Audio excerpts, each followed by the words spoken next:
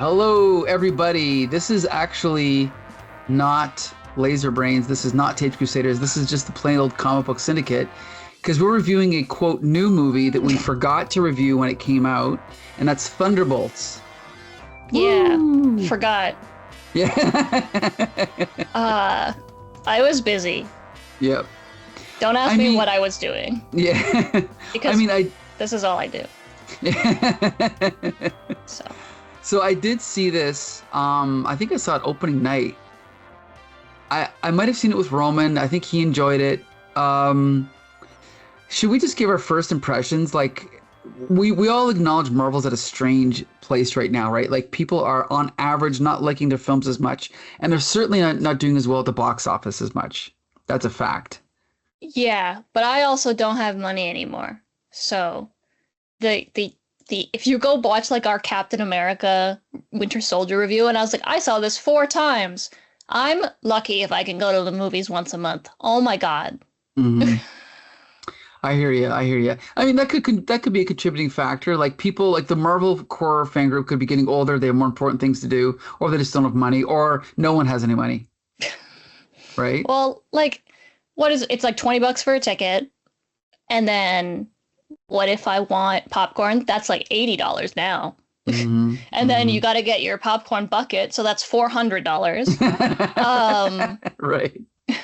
And then someone fights you in the parking lot for it so they can sell it on the secondary market.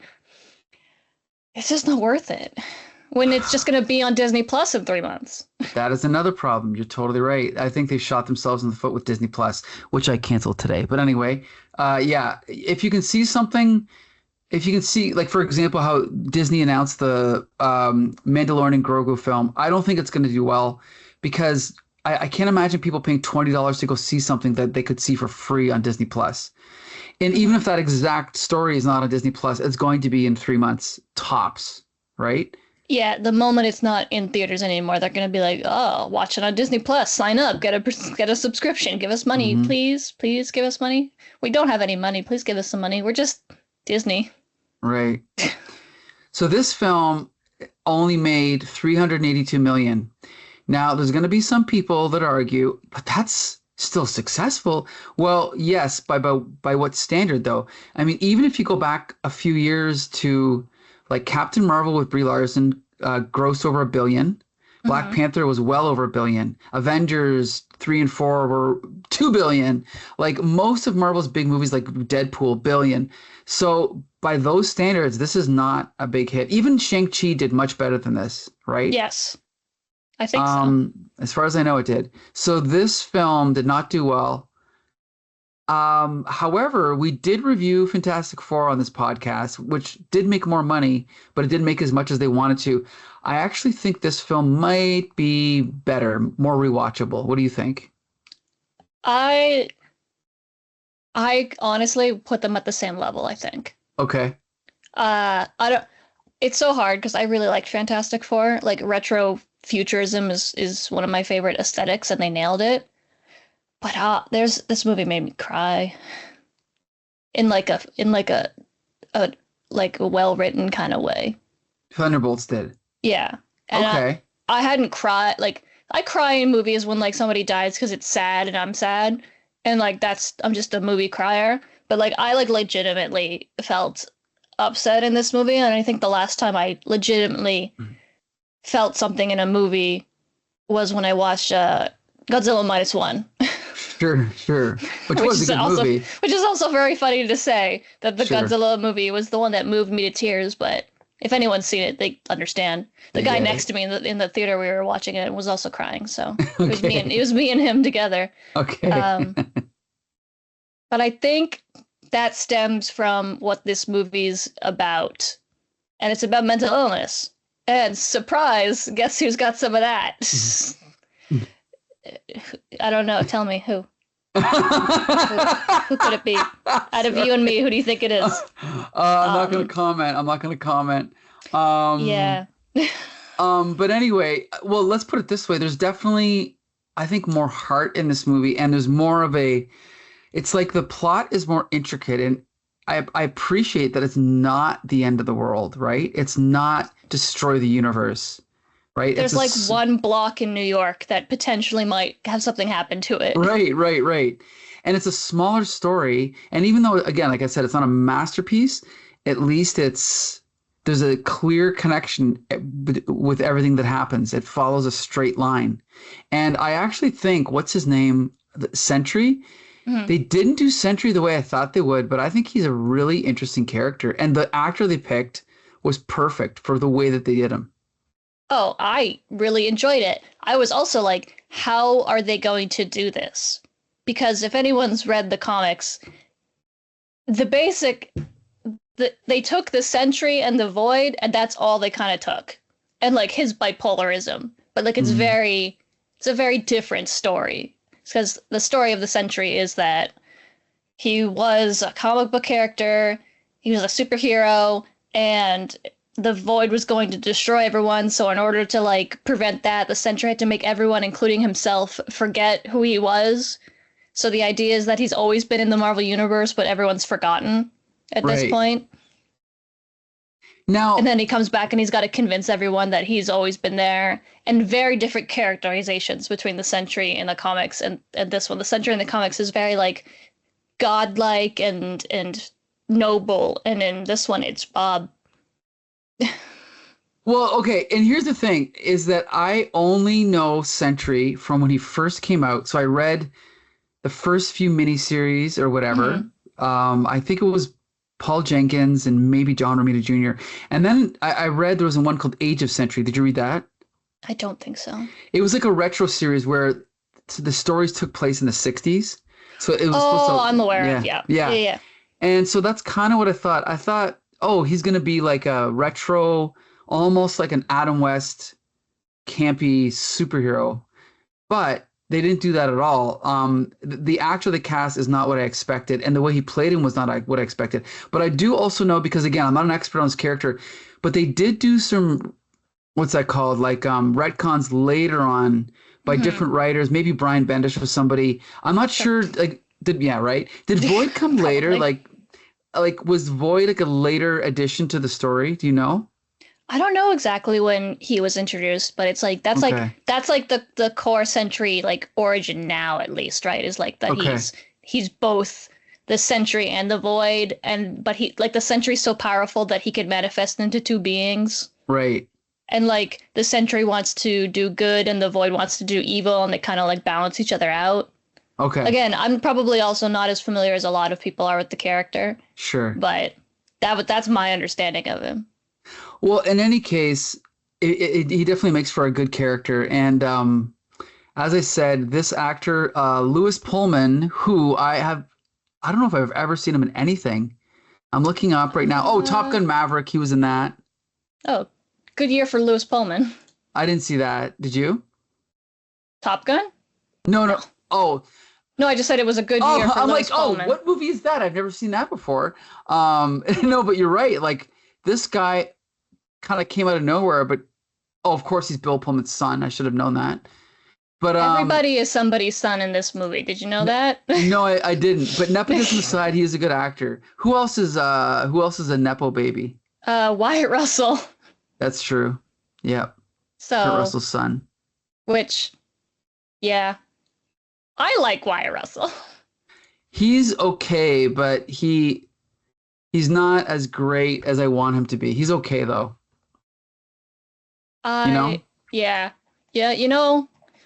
There was this like Apple Plus series for like Godzilla, and it's like the American Godzilla movies. He was in the series, and it's bad. It's a bad. I heard about this series, so I didn't really have like a lot of expectations for him. But his John Walker's a lot better than whatever character he was playing in the Godzilla show that Godzilla's not in at all.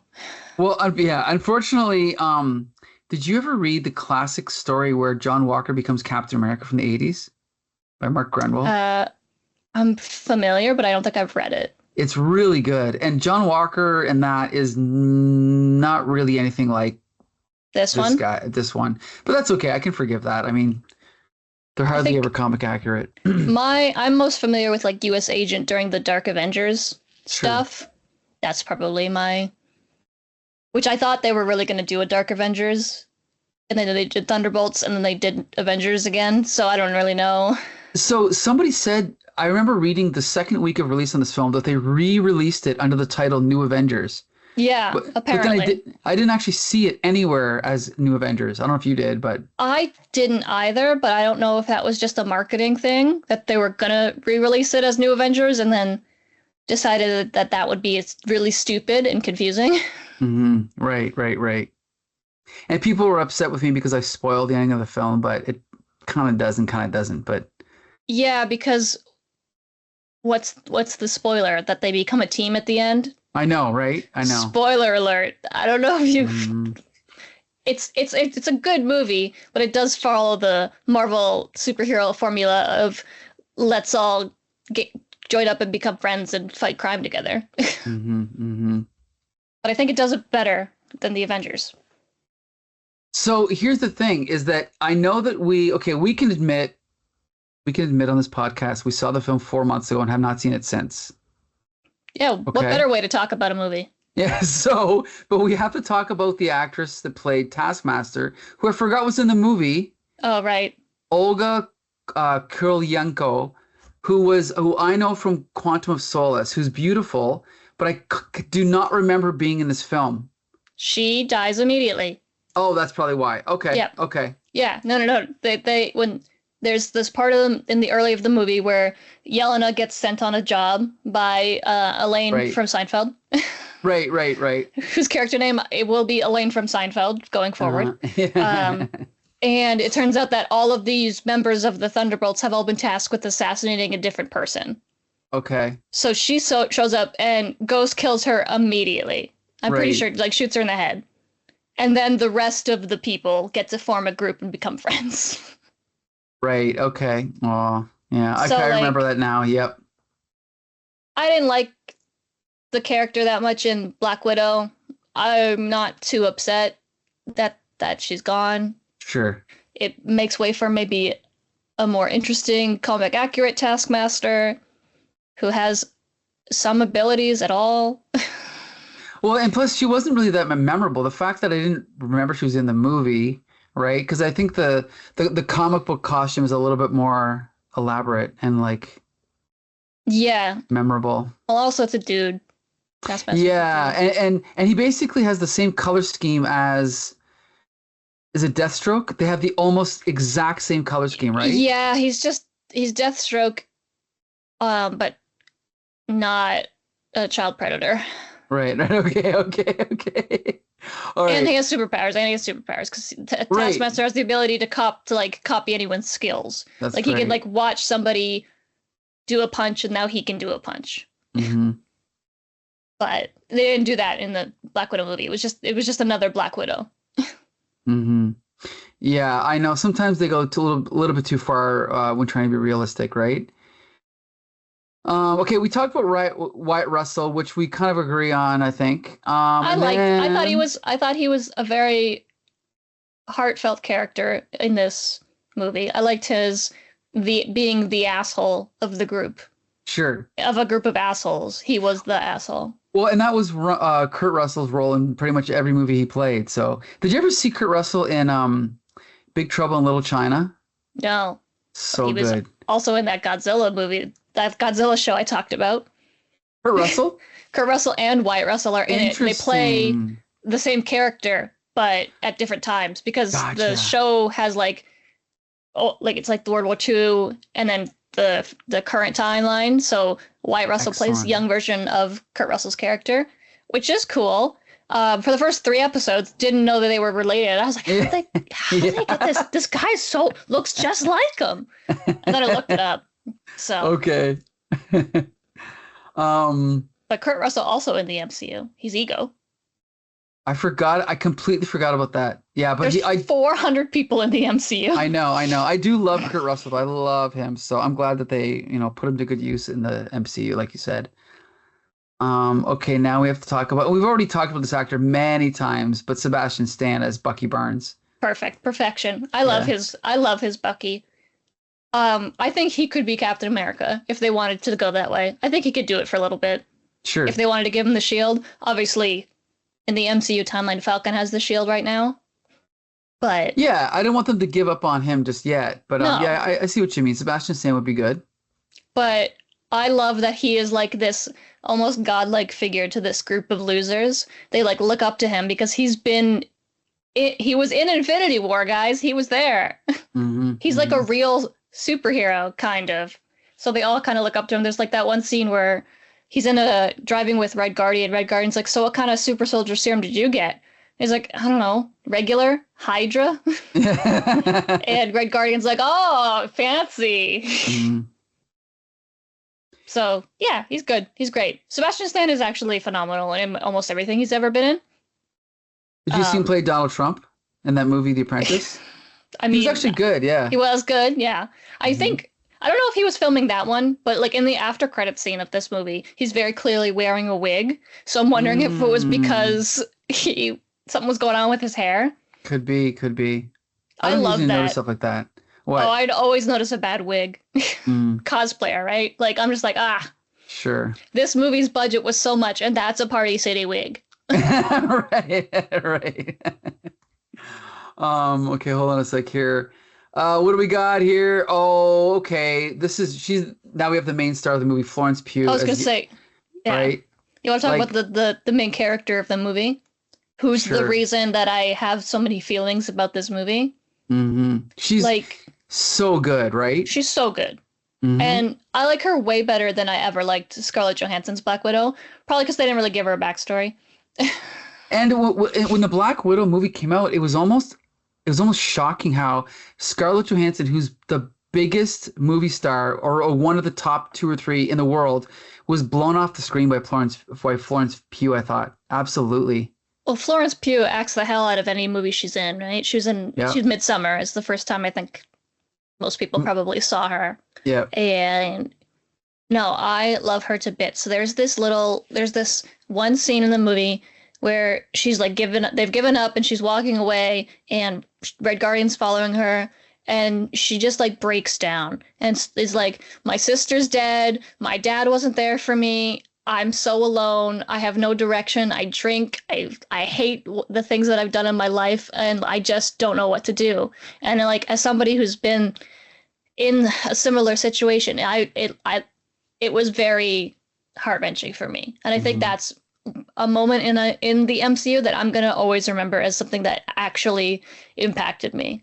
Because like, as funny as quips and stuff are, the best parts of these movies are when the characters get to be real. And go ahead. Well, in the MCU, yeah, even like I criticize a lot of the MCU films, but there are always moments like that, right? That are the real. I think they come from the heart and they go to the heart. They're very real. Yeah, and then you see this grown woman who's like, she's fought 1,000,001 bad guys and everything, and then she just says, "Daddy, I'm so alone," and I'm like, oh. Fuck. And it gets me every time. I'm thinking about it. And this is 4 months ago. And it's getting to me. So I will forgive a lot of things in these like Marvel Cinematic Universe movies as long as they can like nail the characterization. And God, it's so good. And sometimes the best of it is the characters that they've diverted from the comics a little bit. Because like, could you imagine if they did a real Thunderbolts movie? Well, I mean, to be honest, I've never read the comic, but I don't imagine I would love it if I did, you know? Well, first off, Deadpool's on the team, usually, so... Well, and the original concept of this is that they were supervillains. Yes. Disguised themselves as superheroes. That was the twist ending of the first issue, right? Yeah, and it's kind of like Suicide Squad-esque, right? You got, like, Red Hulk's there, Baron Zemo's there, a lot of your bad guys... And then some of your not bad guys. And that's the kind of the point is like everyone in this movie has done terrible things, but that doesn't necessarily make them a bad person. And at the end, they save everybody. And that's kind of like, it's inspiring in a way that like the Avengers isn't really inspiring because it's like a bunch of super powered godlike people who are perfect doing perfect things. And in this movie, it's a bunch of people who've made a bunch of mistakes and still try. And that's cool. Well, I'll have you know, did you know that this director, who I'm not overly familiar with, but his name is Jake Schreier, I guess he's done Robot and Frank, Paper Towns, and maybe some other stuff. But and Oh. Beef. He did Beef. Apparently he's gonna direct the next X-Men film. Oh, okay. That's okay. I guess at least he understands the team dynamic Right, right. and that characters can be friends Mm. Yes, yes. with one another. That's the Hmm. thing that I like the most about this movie is like they're like when they're trying to escape from the facility at the beginning, they're like being jerks to each other, but not in the way that the Avengers were being jerks to each other. I feel like these people like genuinely by the end of it liked each other. Hmm. And I think we had this conversation with last week when we were talking about League of Extraordinary Gentlemen. I liked that the characters were friends. Sure. I mean, And there's that's my never, favorite part in this. yeah, there's something to be said for that because sometimes, you watch a movie or even like write something and you realize that you can't just have a plot. You can't just have things happen. You have to consider the human relationships. Hmm. And that itself gives it a different dimension. And I think it can also point the story in different directions if you can develop those relationships, which is why we love Smallville so much, Yeah, right? because you have the time and the space. That's like this could have been a series, and that would have been really interesting Hmm. to like dedicate episodes to character interactions. Hmm. Um, but yeah, and then at the end of the movie, what saves everybody is understanding of one another. Right. Basically, friendship, right? Friendship saves the day. And as corny as that is, I still liked it. Hmm. Hmm. They have a big hug at the end, and that's what gets the void to stop. And I, Uh-huh. I, I don't know. It just gives me some good feelings. I like it. It's nice and happy. Uh-huh. Like that's what I want from my superhero products. I want to be. It's like with Superman. I want to come out of it being hopeful and not horribly depressed. I'm I already know, horribly depressed. right. What a concept. Like the fact that they forgot that for so long is mind-boggling, right? Hmm. I That's just the best MCU movies understand that superheroes are meant to be the best of us and to mhm, give us hope and inspire us. absolutely. And the worst of them, uh, are Daredevil. Well, All three.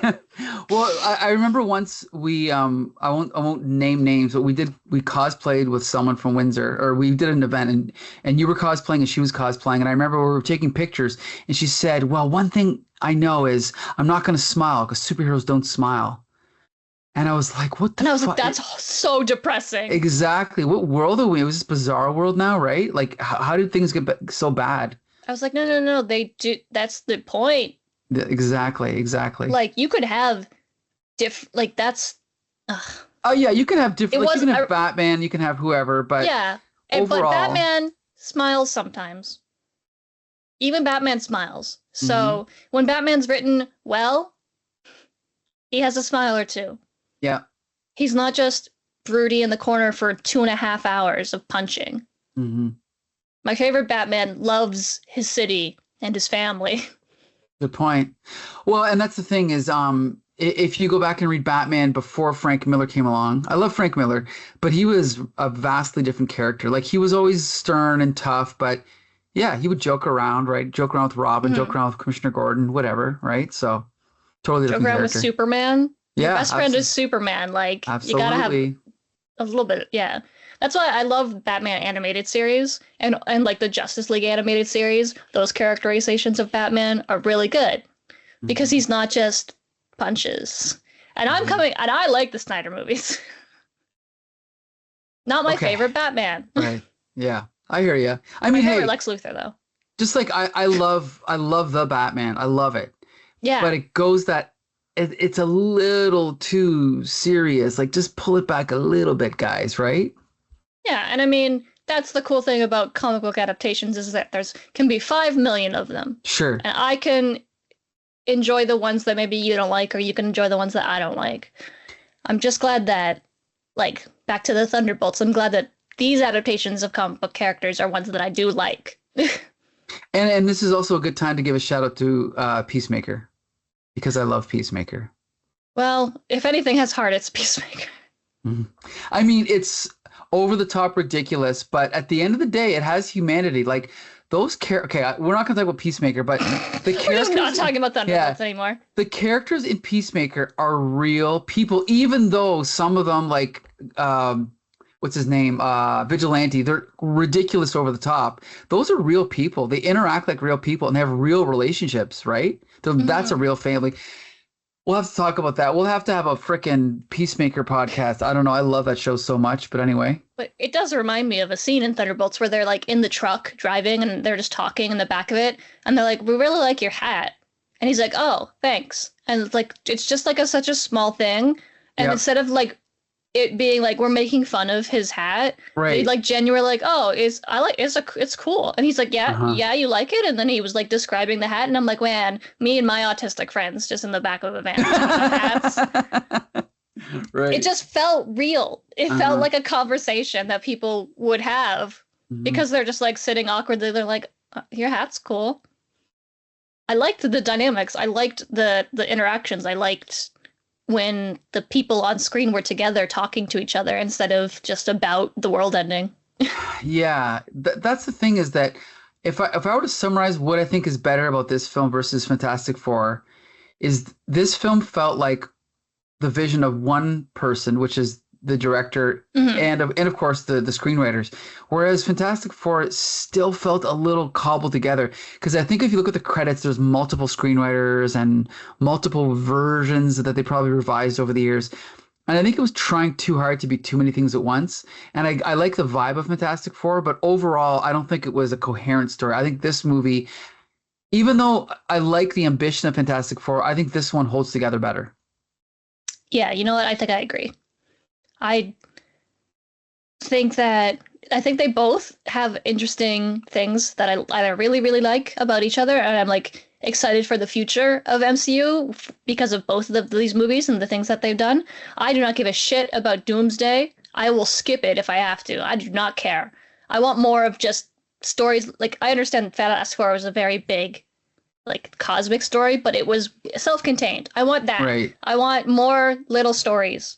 Me with just too. a couple of people doing a thing. That's why the Guardians of the Galaxy movies work so well, because they're in their own thing, doing their own thing. That's what I think that people don't get, is that it's okay to have these little connections, like Matt Murdock is Peter Parker's lawyer. That's cool. Or, you know, a little cameo by one character here and there. But it's very important for everyone to have their own stories and their own adventures, their own consequences. They shouldn't have to be all tied together, because I think we've said before, once you tie everything together, then the question always arises, well, if I can call Iron Man for this mission, why don't I call Iron Man every time I get into trouble, right? It should be, no, Spider-Man's Spider-Man, Iron Man's Iron Man. Yeah, and sometimes they come together when there's an apocalyptic level threat of some sorts. But like, Peter Parker's not going to go to Iron Man for every little street level thing that he's dealing with. He's going to figure it out on his own, which is why I'm excited about that movie. Right. I hope it's very contained. Me too. I hope. Okay, so on that note, I wish I had more to say, but we should have, if we reviewed it the day we saw it, I'd have more to say, but I'm going from my faulty memory. So that is all I have to say about this film. Is there anything you'd like to say about Thunderbolts we haven't covered yet? No. Okay. But I remember. Ghost kind of got shafted, but yeah. Wait, who was Ghost again? She was from Ant-Man and the Wasp. Oh yes, a cool character. Yeah, but they didn't really do much with her, eh? Yeah, I read in like earlier writings of this movie, her and Taskmaster were friends, but then when they decided to kill Taskmaster, Ghost didn't end up having anything to do, so she's just kind of there. Okay. And I'm hoping maybe in a next Thunderbolts type thing, she's more center stage and we can focus more on her, because we've seen Yelena and Red Guardian stories. We've seen John Walker and his stuff, and we've seen 500 movies with Sebastian Stan in them. So Yeah, she hasn't really had as much to do, eh? yeah, because they gave her backstory in that Ant-Man movie, but again, she was like a weaker part of that movie, so I would like to see more of her. I like the actress. Yeah, me too. Me too. Okay, so I guess that's it for Thunderbolts. So this was Comic Book Syndicate. We're gonna try and review new movies as they come out, but that'll be a while from now because there's nothing new scheduled, right, for this year. Not that I know of. Thank God. Right. I don't have any money. So knowing that, next week we're gonna jump back to Tape Crusaders, and we're gonna review Punisher with Thomas Jane. Oh yeah, every time you say Punisher, you have to say which actor because who knows? I know, yeah, that's true, that's true. But yes, Thomas Jane, because we have not covered that one yet. So yeah, we are going in chronological order, reviewing every superhero movie ever made, and we're up to 2004-ish. There you go. So the golden era. Yeah, exactly. Where everything was good, and it was all good. Okay. And none of it was even remotely like Daredevil 2003. Well, yeah, we're gonna find out when we review Punisher, but all of our episodes are available at comicbooksyndicate.com and YouTube. I want to thank Bex Luthor for joining me for another great movie review. I love talking about depression. It's my favorite. Okay. And on that note, till the next time, see you later. Bye.